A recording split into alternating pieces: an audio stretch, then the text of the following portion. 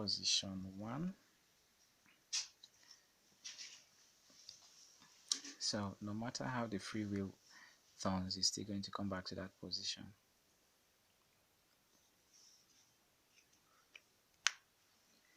So that is because the load is acting on its gravity.